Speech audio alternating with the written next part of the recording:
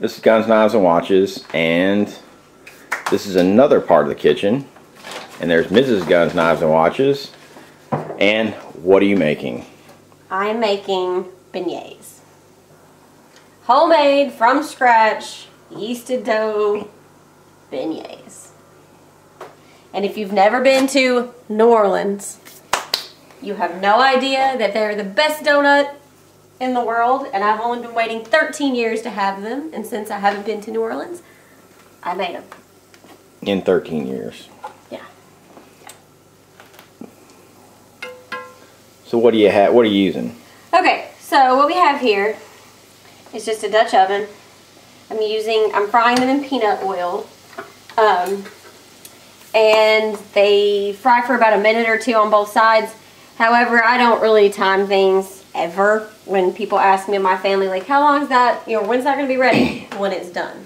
So when it's brown, flip them. If you need to flip them a couple of times, it's not going to hurt. It's not going to hurt anything. But it's better to wait and let them puff up that first time before you flip them. So, and then we have some dough here, waiting to go in the fryer. Some finished ones, and even some more over here.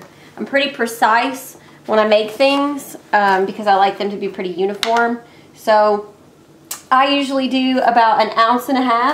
That one's 1.3, close enough. It's okay if it's a little bit off. Sometimes I'll allow up to 1.62, that's fine. Just so that they're roughly in the same range. And you said they're yeast, so yes. What's in the dough?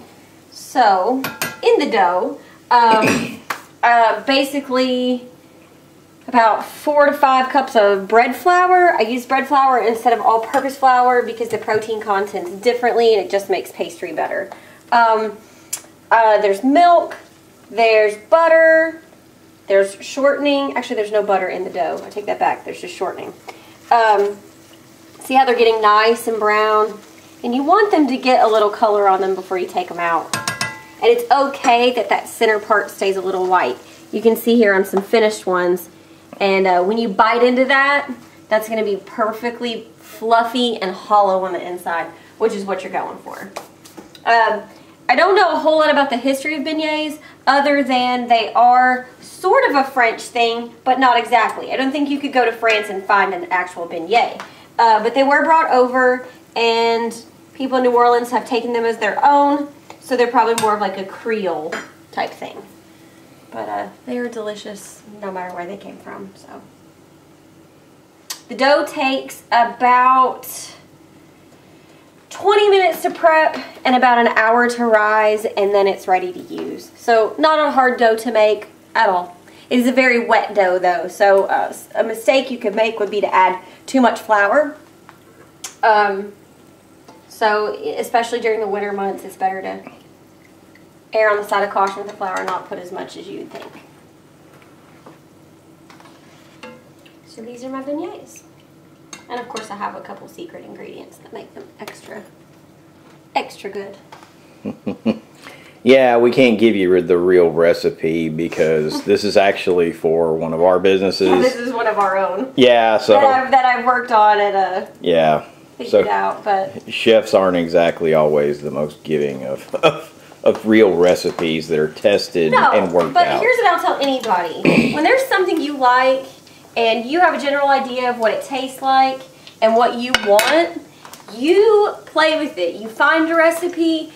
Don't be dead set that recipe is going to be it either. And then fine tune it the way you want it. And they're basically, the possibilities are limitless then. Oh, the oil needs to be around 375. So I've been using my handy dandy thermometer here. My InstaRead.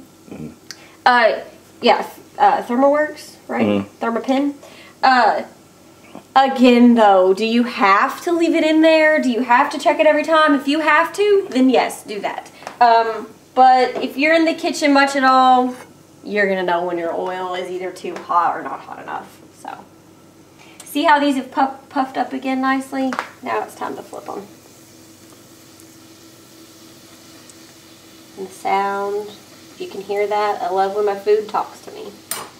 You want to rip one of those apart and let them see? Sure. Yeah, I was waiting to let one kind of cool Not so much about the tunneling, but the rise. See how there's some nice holes in there? That's what you're going for. Very, very delicious. Except the powdered sugar goes everywhere. But yeah. Highly, highly recommend that you try to make your own beignets. There's some mixes out there, but if you ever cook, you can make them. Well, this is Guns, Knives, and Watches, and this is what we're doing in our kitchen tonight. Have a good one.